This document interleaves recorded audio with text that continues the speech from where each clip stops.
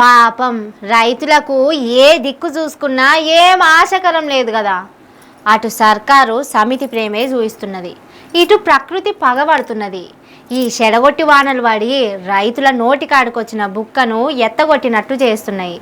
రైతులు ఇట్లా చెడగొట్టు వానలతోటి బాధలు పడుతుంటే మన సర్కారు మంత్రులు మాత్రం రాజభవనాల్లో దావత్లు చేసుకొని ఎంజాయో పండుగ అన్నట్టు ధూమ్ ధాంగా ఎంజాయ్ చేస్తుండ్రు. ప్రజాపాలన ఫలాలంటే గిట్లుంటాయి అనేటట్టు చూయిస్తుండ్రు. ప్రజాపాలన అంటే గిట్లుండాలి. 400 ఎకరాల పండించిన వడ్ల రాశులన్నీ చెడగొట్టు వానలతోటి వరద పాలైతే అచ్చి అయ్యో పాపమని మందలిచ్చేది పోయి ప్యాలెస్లలో పెట్టిన విందుల్లా సిందులు దొక్కుతుండ్రు మన పాలకులు. ఇగో రైతులేమో ఈడ కన్న కష్టాలు పడుకుంటా గొట్ట గొట్ట ఏడుస్తుండ్రు. నేను 3 ఎకరాలు పెట్టిన, 1,00,000 రూపాయలు అప్పు తెచ్చిన, కట్టుకునే టయానికి పంట చేతికి వచ్చిన టయానికి ఏం లేకుండా మొత్తం కొట్టుకుపోయింది, మొత్తం నీళ్ళ పాలైంది. దయచేసి రైతులను ఆదుకోవాలని మనస్ఫూర్తిగా సీతక్క గారిని కానీ మా నష్టపరిహారాన్ని మాకు ఇప్పిస్తే మేము మా భార్య పిల్లలు చదువుకొని మా అప్పులు కట్టుకునే పరిస్థితిలో ఉంటాం. లేకపోతే మాకు ఆత్మహత్యలే శరణం తప్ప ఇంకేది లేదు. దయచేసి మమ్మల్ని ఆదుకోవాలని మేము మనస్ఫూర్తిగా. రైతుల పరిస్థితి ఇది ఇంత మోకల వంటి వరదలా కొట్టుకుపోతున్నాయి. కనీసం వీటికి సెక్యూరిటీ లేకుండా పోయింది.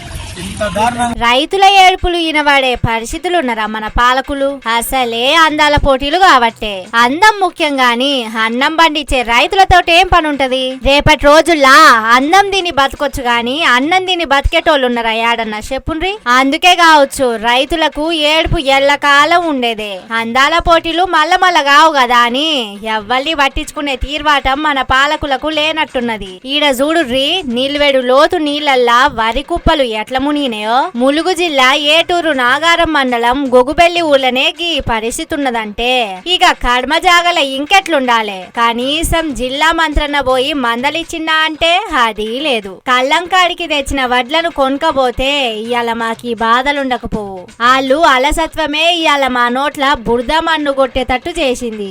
బయట అమ్ముకుందామంటే మిల్లర్లు కింటాకు 10 కిలోల తరుగు తీస్తుండ్రు. తెల్లారితే మిల్లుకు తీసుకుపోదామని తయారు పెట్టుకున్నాయి కూడా వానకు ఆగమైనాయని పాపం రంది పట్టిండ్రు రైతన్నలు. ఊకోన్రే అన్నలు ఊకోన్రి. అందాల పోటీలు, సినిమాలతోటి సిందులు, ఇంకేమన్నా పనులుంటే అవన్నీ అయిపోయినాక ఏమన్నా యాదుకుంటే మీ గోసలు పట్టించుకుంటుండొచ్చు. అప్పటిదాకా జర ఓపిక పట్టాలే, సరేనా?